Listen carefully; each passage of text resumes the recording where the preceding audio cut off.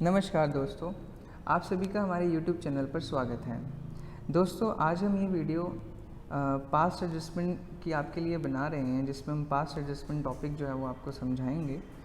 तो हमारी ऐसी बहुत सी पार्टनरशिप के ऊपर आने वाली वीडियोस को देखने के लिए हमारे चैनल को सब्सक्राइब ज़रूर करें। तो चलिए दोस्तों, हम अपनी वीडियो को शुरू करते हैं। तो हम आज आपको पास्ट एडजस्टमेंट के बारे में समझाएंगे कि पास्ट एडजस्टमेंट क्या होती है, पार्टनरशिप में कैसे पास्ट एडजस्टमेंट की जाती हैं और कौन कौन सी ऐसी कंडीशंस हैं जिनमें पास्ट एडजस्टमेंट करी जाती हैं। तो सारे कंडीशंस जो हैं वो आपको बताई जाएंगी, समझाई जाएंगी। तो आप ध्यान से इन सारे टॉपिक्स को समझिए। तो सबसे पहले हम ये सीखेंगे कि पास्ट एडजस्टमेंट क्यों की जाती है, क्यों की जाती है। तो सबसे पहले आपको ये बताया जाएगा, उसके बाद फिर हम एक डाउट क्लियर करेंगे कि पास्ट एडजस्टमेंट कब कब की जाती है, कब कब हमें पास्ट एडजस्टमेंट करने की ज़रूरत पड़ती है,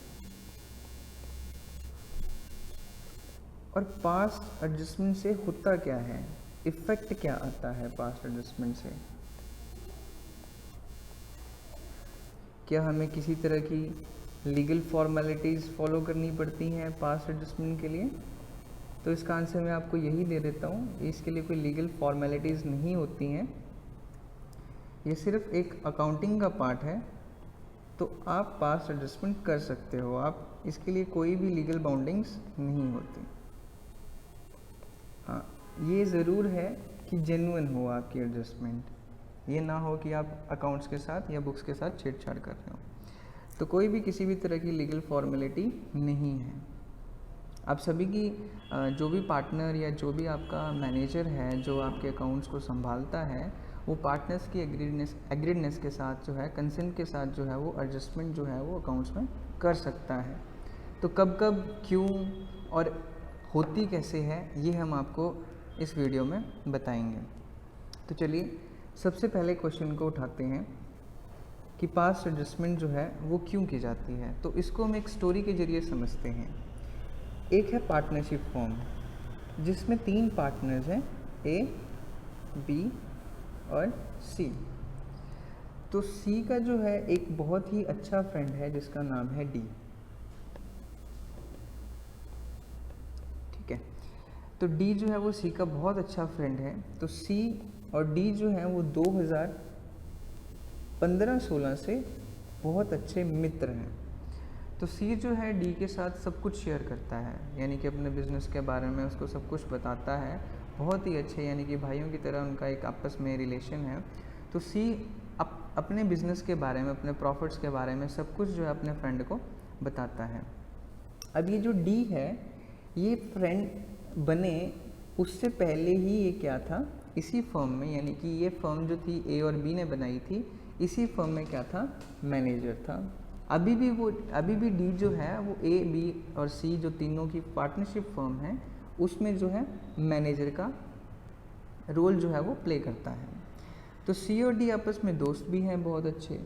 अब डी जो है वो एक कॉमन मैनेजर है, अकाउंटेंट नहीं है, अकाउंट्स नहीं संभालता है, कोई बिजनेस होगा उसमें वो मैनेजर है।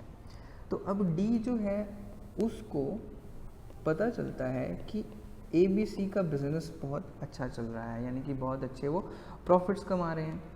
तो डी कहता है सी से, एक दिन वो बैठे होते हैं, डिनर कर रहे होते हैं, तो डी जो है वो सी से बातचीत करता है और कहता है कि यार मेरे को भी पार्टनरशिप में तुम्हारे साथ एंटर होना है, मेरे को भी तुम्हारे साथ जो है वो क्या करना है, पार्टनरशिप करनी है, मैं भी तुम्हारे बिज़नेस में पार्टिसिपेट करना चाहता हूँ। तो सी कहता है कि ठीक है, मैं सभी पार्टनर्स के साथ बात करके उनका कंसेंट लेके तेरे को बता दूंगा। लेकिन सी उसको कुछ कंडीशंस बताता है। वो कौन कौन सी हैं?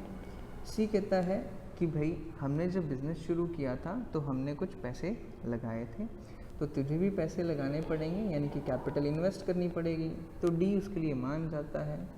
सी कहता है कि हमने अपने बिज़नेस को चलाया है इतना चलाया है और उसका नाम बनाया है, तो जिसको हम गुडविल का नाम देते हैं, तो वो गुडविल के लिए भी तुझे पैसे देने पड़ेंगे।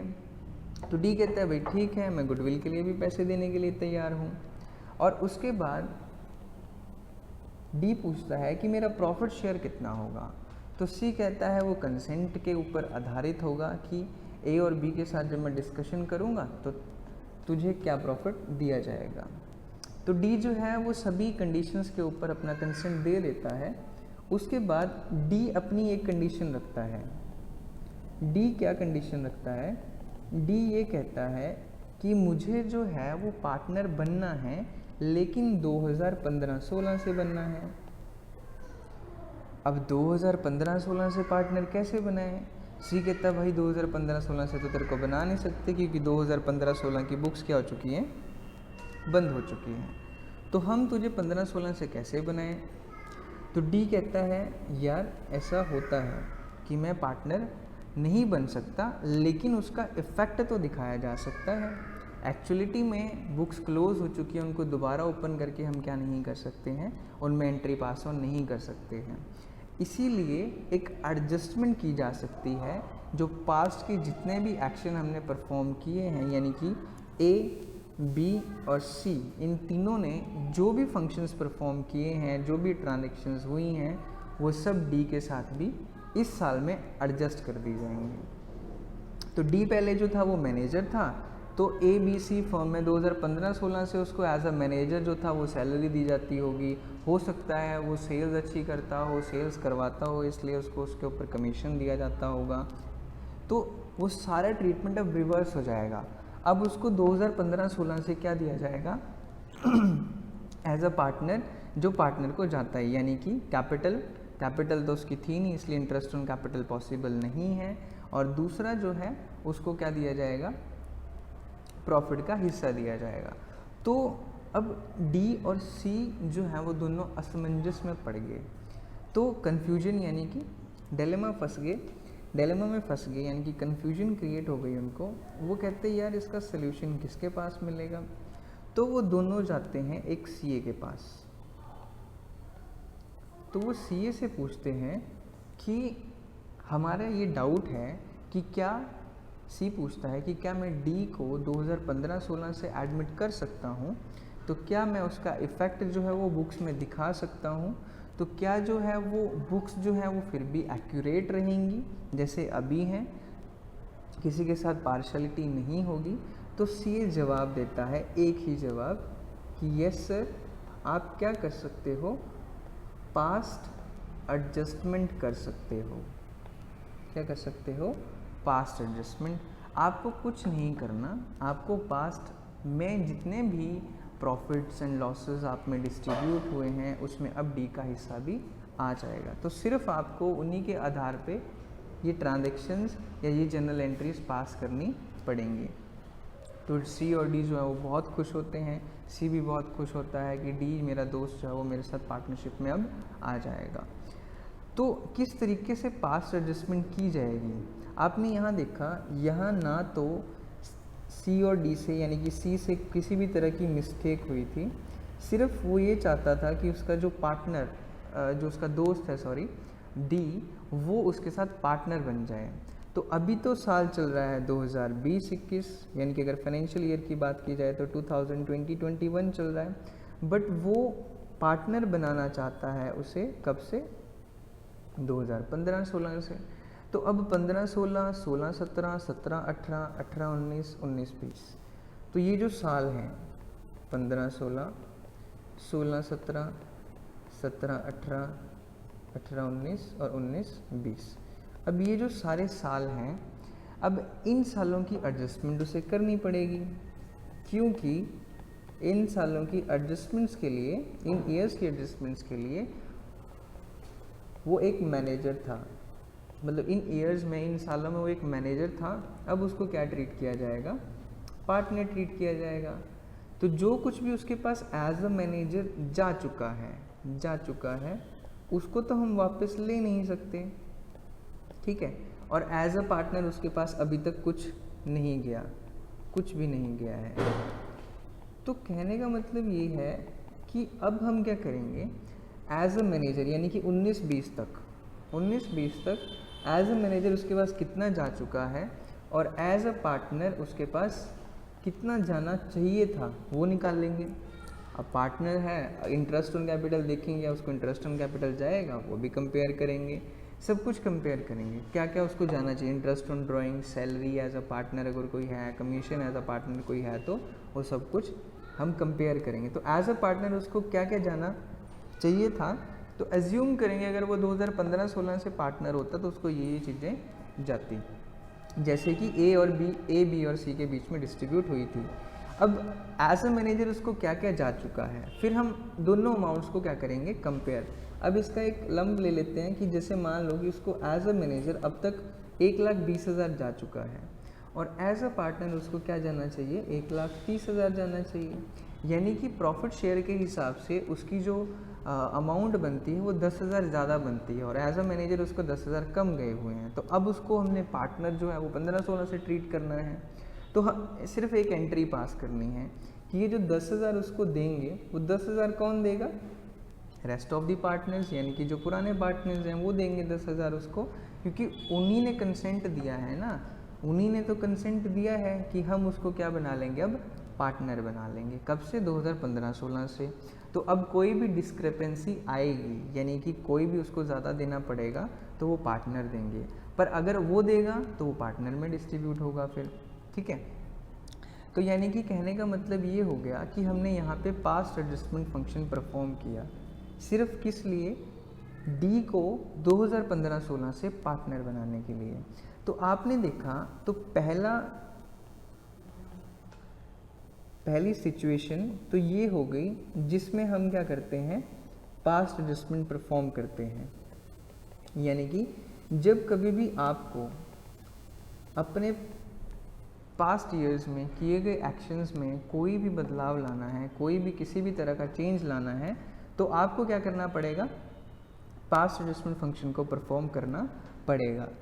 तो बच्चा एक कॉमन डाउट पूछता है कि क्या सर अकेला यही सिचुएशन है जिसमें हम पास्ट एडजस्टमेंट परफॉर्म करते हैं, तो मेरा आंसर होता है नो।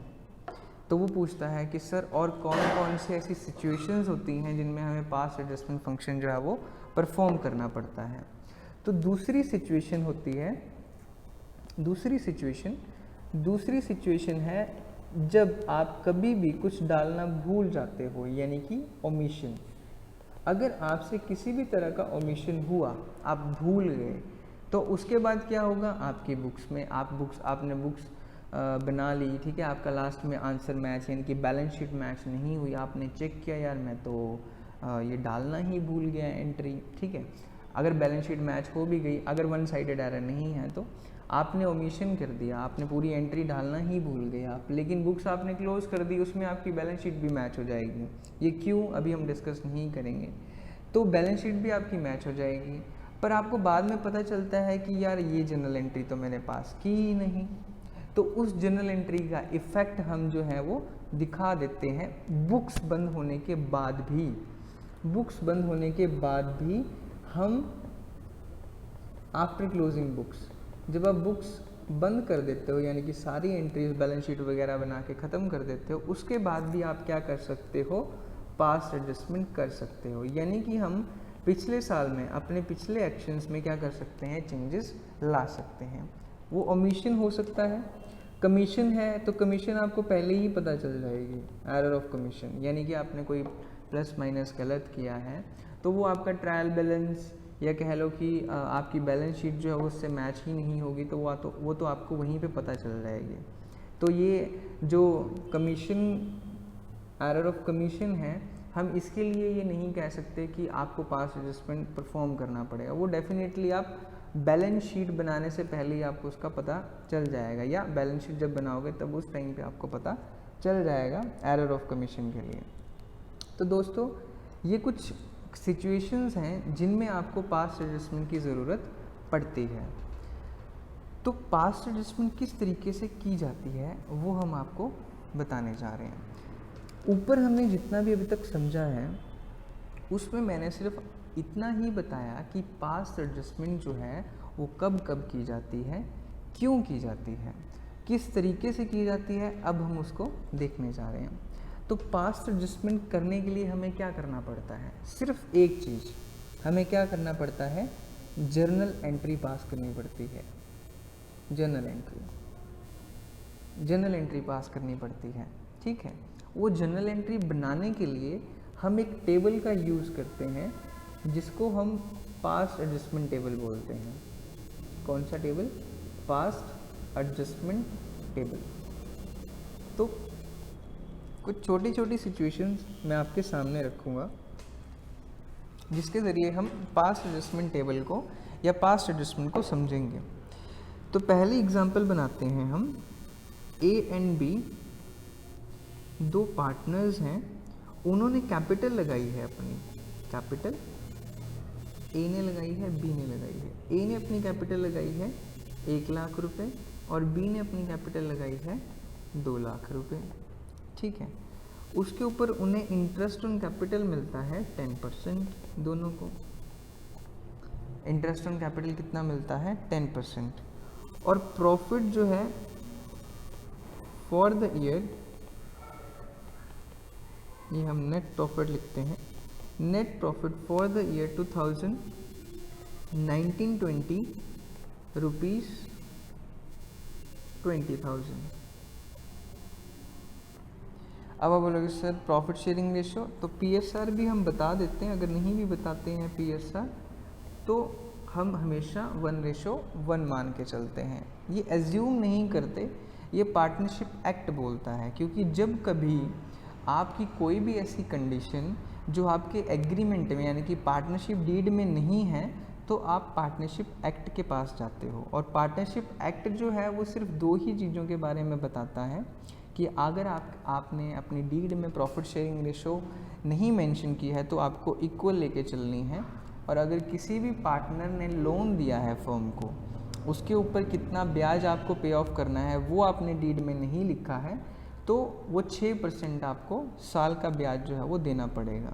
यही 2 कंडीशंस आपको डीड में बताई, पार्टनरशिप एक्ट में बताई गई हैं। इसके अलावा कोई भी इशू है वो आपको जो है उसके लिए कोर्ट जाना पड़ेगा। अगर कोई भी इशू आता है, इसके अलावा कोई भी किसी भी तरह का डिस्प्यूट अराइज होता है, उसका आंसर एक्ट के पास नहीं है। तो इस एग्जाम्पल में 20,000 का प्रॉफिट, तो एक्शन क्या हुआ, यानी कि जो मैनेजर था, मैनेजर ने क्या किया? मैनेजर ने डिस्ट्रीब्यूट कर दिया प्रॉफिट। अब मैनेजर ए और बी में से भी कोई हो सकता है, सेपरेट कोई बंदा भी हो सकता है। मैनेजर ने प्रॉफिट को डिस्ट्रीब्यूट कर दिया विदाउट इंटरेस्ट ऑन कैपिटल। तो आपने क्या करना है? उन्होंने बोला एक जर्नल एंट्री पास कर दो, pass in single journal entry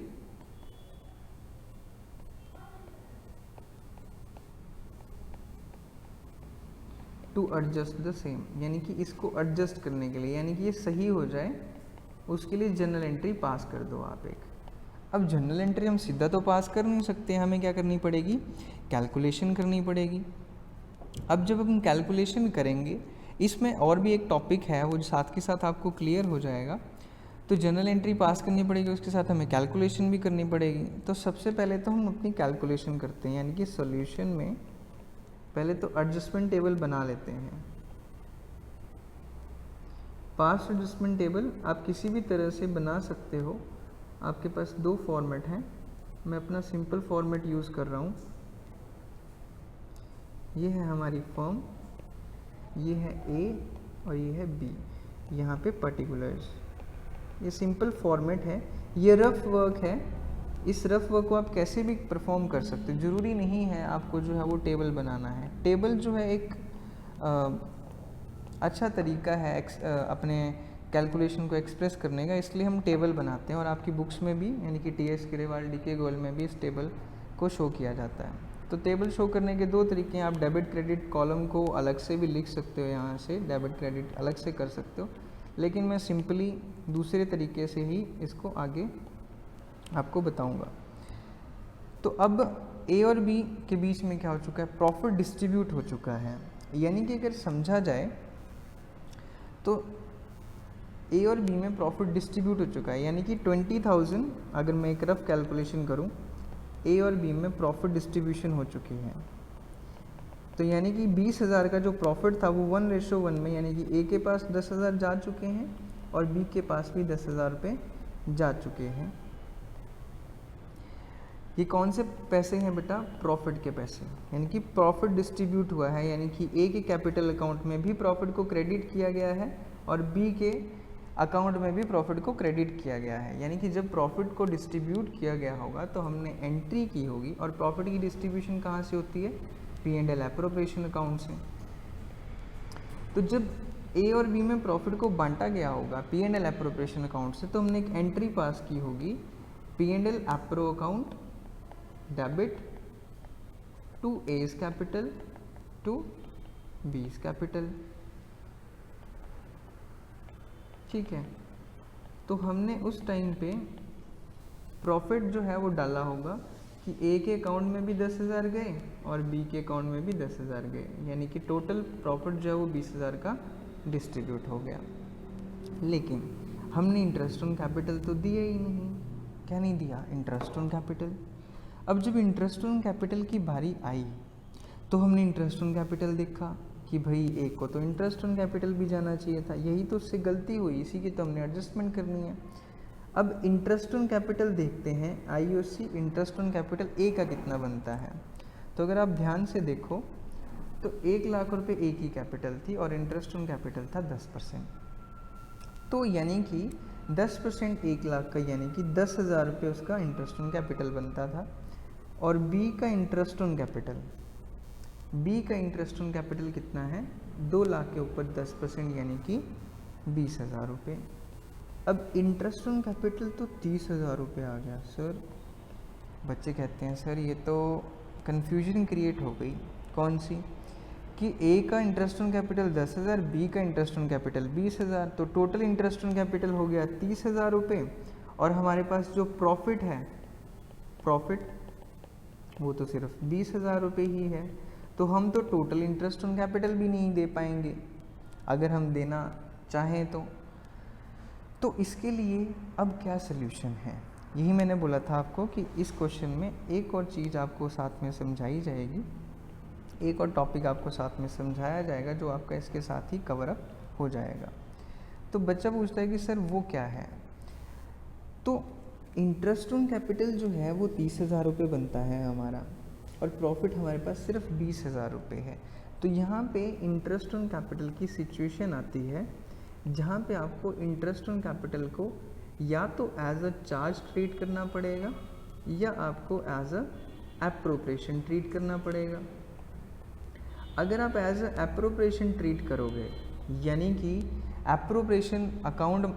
appropriation मान के इसको ट्रीट करोगे, तो एप्रोप्रिएशन तो up to the amount of profit तक ही होती है, यानी कि जितना आपके पास प्रॉफिट अवेलेबल है उतनी ही एप्रोप्रिएशन हो पाएगी।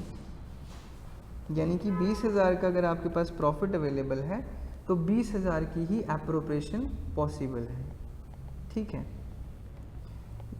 अगर आप क्या मानोगे चार्ज, तो चार्ज में क्या होता है? प्रॉफिट जितना मर्जी हो, प्रॉफिट का कोई लेना देना नहीं होता। अगर इंटरेस्ट ऑन कैपिटल को हमने चार्ज माना है, जैसे कि P&L अकाउंट में आप कोई भी एक्सपेंस डालते हो वो भी चार्ज होता है, तो वो इरिस्पेक्टिव ऑफ प्रॉफिट डालते हैं हम, चाहे हमारा ग्रॉस लॉस हो चाहे प्रॉफिट हो, हम स्टिल खर्चे डालते हैं सारे के सारे। तो इंटरेस्ट ऑन कैपिटल का भी नेचर वही बन जाता है जब हम उसको चार्ज ट्रीट करते हैं। तो उस टाइम पे ये नहीं देखा जाएगा कि प्रॉफिट कितना है, तो आपको 30,000 का 30,000 इंटरेस्ट ऑन कैपिटल जो है वो देना है। तो हम इन दोनों तरीके से इस क्वेश्चन को सॉल्व करते हैं। तो सबसे पहले क्या किया जाए? बच्चे पूछते हैं कि सर सबसे पहले हम आपके हिसाब से क्या होना चाहिए। तो मैं भी उनसे एक क्वेश्चन पूछता हूँ, तुम्हारे हिसाब से क्या होना चाहिए सबसे पहले? तो बच्चों ने कहा कि सर इंटरेस्ट ऑन कैपिटल तो दिया नहीं, हम इंटरेस्ट ऑन कैपिटल दे देते हैं। तो पहला हम एज अ चार्ज लेके करते हैं, एज अ चार्ज, यानी कि पहली सिचुएशन एज अ चार्ज की। तो बच्चे पूछते हैं कि सर अब क्या किया जाए? मैंने बोला कि इंटरेस्ट ऑन कैपिटल नहीं दिया, प्रॉफिट बांट दिया, तो रिवर्स करो अब उसको। रिवर्स कैसे करना है, इंटरेस्ट ऑन कैपिटल तो किया ही, बांटा ही नहीं है ना, वो तो बाद में बांटेंगे, वो तो रेक्टिफिकेशन हो जाएगी, यानी कि सुधार हो जाएगा। पहले जो गलत किया उसे सुधारा जाए। तो जो प्रॉफिट हमने डिस्ट्रीब्यूट कर दिया है हम उसे वापस ले लेते हैं उनसे। एक्चुअलिटी में नहीं ले रहे, इस बात को समझो, एक्चुअलिटी में नहीं ले रहे हैं, सिर्फ जर्नल एंट्री बनाने के लिए, एक एडजस्टमेंट करने के लिए हम दिखा रहे हैं कि हमने मान लिया कि उनसे हमने वापस ले लिया। तो प्रॉफिट हमने वापस ले लिया उनसे। जब हमने प्रॉफिट वापस लिया ए और बी से, तो ए और बी को 10-10 हज़ार हमने क्रेडिट किए थे उनके कैपिटल में, तो अब 10-10 हज़ार हम उनकी कैपिटल में से क्या कर लेंगे, डेबिट कर देंगे। तो फर्म के पास दोबारा से देखो वही 20,000 रुपये का प्रॉफिट आ गया, यानी कि प्रॉफिट का क्रेडिट बैलेंस आ गया। अब हमने इस केस में इसको चार्ज मानना है, तो हमें तो सारा का सारा इंटरेस्ट ऑन कैपिटल देना पड़ेगा 30,000 रुपये का। तो कितना कितना बनता था तो वो हम दे देंगे। तो इंटरेस्ट ऑन कैपिटल हम देंगे, interest on capital, interest on capital हमने दिया कितना कितना, ए का बनता था 10,000 तो वो तो उसके अकाउंट में हम क्रेडिट करेंगे, और बी का बनता था 20,000 इंटरेस्ट ऑन कैपिटल, जो कि उसकी कैपिटल को बढ़ा देगा 20,000। तो टोटल तो हो गया जी 30,000 रुपये फर्म में से डेबिट, पर फर्म के पास तो प्रॉफिट ही 20,000 का है, कोई बात नहीं। अब क्या अराइज हो जाएगा, लॉस, कितने का, 10,000 का। तो 10,000 का बेटा लॉस का बैलेंस जो है वो क्या हो गया है, अब अराइज हो गया है। अगर आप ध्यान से देखो 20,000 रुपये आपके क्रेडिट हुए हैं फर्म के अकाउंट में और 30,000 डेबिट हुए हैं, तो 30,000 का जो आपका लॉस है वो अराइज हो गया। यानी कि अगर आप इसको यहाँ पे छोटा सा P&L बना के अगर मैं कंपेयर करूँ, तो फर्म के पास जो है वो 20,000 रुपये आए हैं और 30,000 रुपये जो है डेबिट साइड से हमने पार्टनर्स को दे दिए। तो क्या आ गया बेटा, 10,000 का इधर लॉस आ गया। अब वो लॉस जो है वो किस में डिस्ट्रीब्यूट होगा, पार्टनर्स में डिस्ट्रीब्यूट होगा। तो हम ये P&L अकाउंट में से जब लॉस डिस्ट्रीब्यूट करते थे तो एंट्री क्या करते थे, ये देखो ये है क्रेडिट साइड, ये है डेबिट साइड। तो हम एंट्री करते थे P&L अप्रूव अकाउंट, ये क्रेडिट हुआ है, और ए और बी का कैपिटल अकाउंट क्या हो जाएगा, डेबिट। तो 10,000 रुपये हम यहाँ से क्या कर देंगे, P&L अप्रूव से क्या कर देंगे, क्रेडिट कर देंगे, और ए और बी के अकाउंट में क्या कर देंगे, 5-5 हज़ार डेबिट कर देंगे, क्योंकि रेशो क्या है, वो इक्वल है। ठीक है, मैं नीचे वाला रब कर देता हूँ।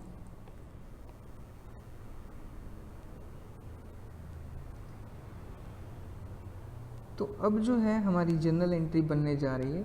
अब हम जर्नल एंट्री बना लेंगे। देखो फर्म में कोई भी बैलेंस नहीं बचता है, निल।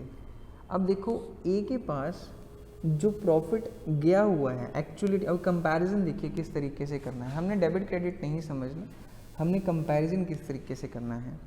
हमने समझा है चीज़ को, तो यहाँ भी समझेंगे। तो ए के पास जो है वो 10,000 रुपये प्रॉफिट जा चुका है, यानी कि उसके पास है, ठीक है। उसके बाद इंटरेस्ट ऑन कैपिटल जो है उसको 10,000 फर्म ने देना है, और 5,000 फर्म ने लॉस उससे लेना भी है, रिकवरी करनी है। तो यानी कि ये 10,000 रुपये जो उसके पास हैं, और ये 10,000 रुपये जो फर्म ने देने हैं, और ये 5,000 फर्म ने लेने हैं, क्योंकि लॉस हो गया है। तो एक्चुअलिटी में अगर इसी का नेट कर दिया जाए, यानी कि अगर ये देखा जाए ए ने फर्म ने ए से 5,000 लेने हैं जो लॉस के हैं, और 10,000 जो है वो देने हैं ए को। तो नेट जो है वो फर्म ने ए को कितना देना है, सिर्फ 5,000 रुपये, क्योंकि वो लॉस डेबिट क्रेडिट तो कट गया। अब वो 5,000 रुपये जो लेने हैं, 5,000 जो देने हैं ए को, 10,000 पहले से ही उसके पास जा चुके हैं, यानी कि उसके पास एक्चुअलिटी में 10,000 जा चुके हैं। लेकिन उसके पास एक्चुअलिटी में अगर हमने सही ट्रीटमेंट किया होता, यानी कि इंटरेस्ट ऑन कैपिटल दिया होता इस केस के अकॉर्डिंगली, तो वो 5,000 रुपये जो है हम उससे क्या लेंगे, अब वापस लेंगे, जो उसको एक्स्ट्रा जा रखे हैं। तो हम 5,000 रुपये ए से ले लेंगे, यानी कि उसका अकाउंट जो है वो हम क्या कर देंगे, डेबिट। अब बी के पास जो है वो, बी के पास भी 10,000 रुपये जा रखे हैं, लेकिन बी का इंटरेस्ट ऑन कैपिटल बनता है 20,000 और लॉस स्टिल उसका 5,000 है। जिसका मतलब ये हुआ, अगर इसकी नेटिंग की जाए तो फर्म को नेट बी को 15,000 देने हैं और बी के पास सिर्फ 10,000 ही गए हैं अब तक, तो 5,000 जो है वो फर्म बी को दे देगी, यानी कि उसके अकाउंट में क्या कर देगी, क्रेडिट। यानी कि फर्म ने कुछ नहीं दिया अपनी तरफ से, फर्म ने ए से लेकर बी को दे दिया, यानी कि एंट्री बन गई हमारी यहाँ पे A's capital account debit to B's capital account. तो हमने ए की कैपिटल से निकाल के बी की कैपिटल में पैसे डाल दिए, तो हमने देखो जर्नल एंट्री पास कर दी है। अब है सेकंड सिचुएशन। सेकंड सिचुएशन के आधार पे क्या इसका ट्रीटमेंट हो सकता था वो हम अब देखते हैं। अगर आप सेकंड सिचुएशन पे जाओ तो सेकंड सिचुएशन अगर आपको एप्रोप्रिएशन इंटरेस्ट ऑन कैपिटल की याद हो या केस याद हो जिसमें जो है प्रॉफिट हमारा जो है वो कम होता है और इंटरेस्ट ऑन कैपिटल क्या होता है, ज़्यादा, तो उसको हम यहाँ पे किस तरीके से रिप्रेजेंट करेंगे, ए बी और फर्म। तो पहला फंक्शन तो वैसे ही हमें परफॉर्म करना है, यानी कि पहला स्टेप तो वही है कि सबसे पहले हम क्या करेंगे, प्रॉफिट वापस लेंगे। तो प्रॉफिट जब हमने वापस लिया ए और बी से, तो प्रॉफिट तो उतना ही वापस लेंगे, 10,000 रुपये और 10,000 रुपये। तो हमने ए और बी से 10-10 हज़ार दोनों वापस ले लिए और फर्म के पास 20,000 रुपये आ गए, यानी कि क्रेडिट में आ गए। अब इंटरेस्ट ऑन कैपिटल, अब इंटरेस्ट ऑन कैपिटल को हमने क्या माना है, एप्रोप्रिएशन माना है, यानी कि एप्रोप्रिएट किया है। जब एप्रोप्रिएशन हमने माना है किसको, इंटरेस्ट ऑन कैपिटल को, तो इसका मतलब जाएगा तो ए और बी को कितना, 10,000 ही जाएगा as a interest on capital, क्योंकि प्रॉफिट ही अब 20,000 ही जाएगा as a interest on capital, क्योंकि हमारे पास प्रॉफिट की अवेलेबिलिटी ही 20,000 है। अप टू 20,000 हम इंटरेस्ट ऑन कैपिटल दे सकते हैं, ना कि 30,000 रुपये। तो ये जो एप्रोप्रिएशन करनी है हमने, ये 20,000 तक ही सीमित रहेगी। यानी कि जब आप इंटरेस्ट ऑन कैपिटल देने जाओगे तो आप इंटरेस्ट ऑन कैपिटल सिर्फ कितना दे पाओगे, 20,000 रुपये, क्योंकि हमारे पास प्रॉफिट ही 20,000 रुपये है। पर अब दिक्कत ये आ जाती है कि ये 20,000 रुपये हम किसको कितने कितने देंगे। तो अगर इंटरेस्ट ऑन कैपिटल याद किया जाए कि कितना कितना बनता था, तो ए का 10,000 रुपये बनता था और बी का 20,000 रुपये इंटरेस्ट ऑन कैपिटल बनता था। तो ए और बी के बीच में फिर झगड़ा होने लग गया कि भाई ए कहता है कि मेरे को तो मेरा इंटरेस्ट ऑन कैपिटल तो 10,000 बनता है, बी कहता है मेरा इंटरेस्ट ऑन कैपिटल 20,000 बनता है। तो इस सिचुएशन में क्या किया जाए, तो इसकी कंडीशन है कि जब कभी भी आपका इंटरेस्ट ऑन कैपिटल आपके प्रॉफिट से ज़्यादा होता है तो हम हमेशा ये प्रेफर करते हैं कि जो हमने profit as a interest on capital देना है वो इंटरेस्ट ऑन कैपिटल की रेशो में ही हम उसे दें। यानी कि हम 30,000 इंटरेस्ट ऑन कैपिटल नहीं देंगे तो हम 20,000 इंटरेस्ट ऑन कैपिटल, लेकिन किस रेशो में, वो रेशो है हमारी ये वाली। यानी कि अगर इसकी रेशो बनाई जाए तो ये बनेगी 1:2। तो इसी रेशो में जो है हम इस 20,000 को क्या करेंगे, डिवाइड करेंगे। तो जब इस 20,000 को हम डिवाइड करेंगे तो उसका सम हमारे पास आ जाएगा 20,000 डिवाइडेड बाय 3 × 1 और 20,000 divided by 2 × 1, sorry 20,000 multiplied by 2 × 3। तो ये कितना कितना आ गया, ये आ जाता है हमारे पास 6667 अगर मैं राउंड ऑफ कर दूं, और ये आ जाता है हमारे पास 3333।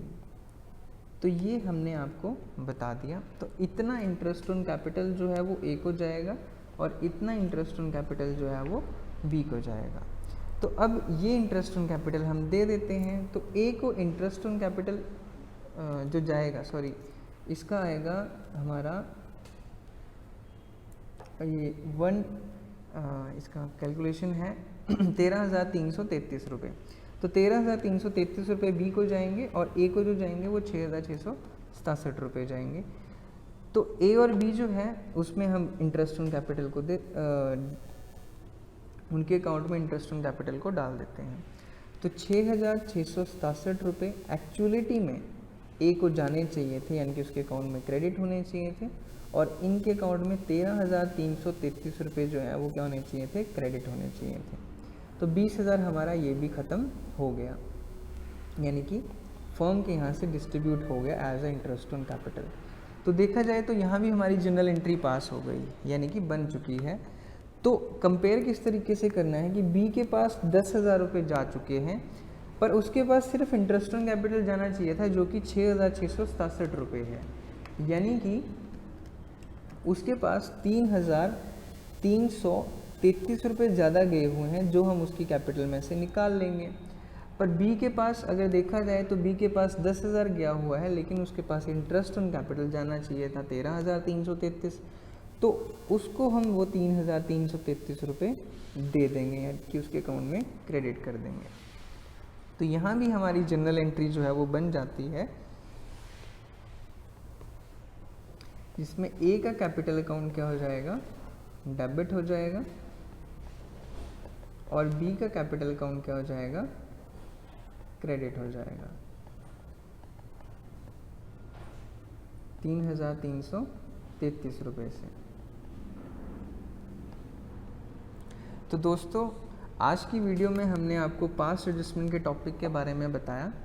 अगर आपको किसी भी तरह का इस टॉपिक में डाउट है तो आप हमारे कमेंट सेक्शन में कमेंट करके हमसे पूछ सकते हैं, और कोई भी अगर आपको टीएस ग्रेवाल, डीके गोयल जैसे किसी भी बुक में किसी भी क्वेश्चन में कोई डाउट है तो आप हमारे को कमेंट सेक्शन में बता सकते हैं, जिसके आधार पर हम आपको कांटेक्ट करेंगे या उसके ऊपर हम एक वीडियो भी लाएंगे आने वाले टाइम में। तो हमारी ऐसी बहुत सारी वीडियोस को देखने के लिए हमारे यूट्यूब चैनल को सब्सक्राइब ज़रूर करें और बेल आइकन को ज़रूर प्रेस करें, ताकि हमारी आने वाली वीडियोस की नोटिफिकेशन आपको मिलती रहे।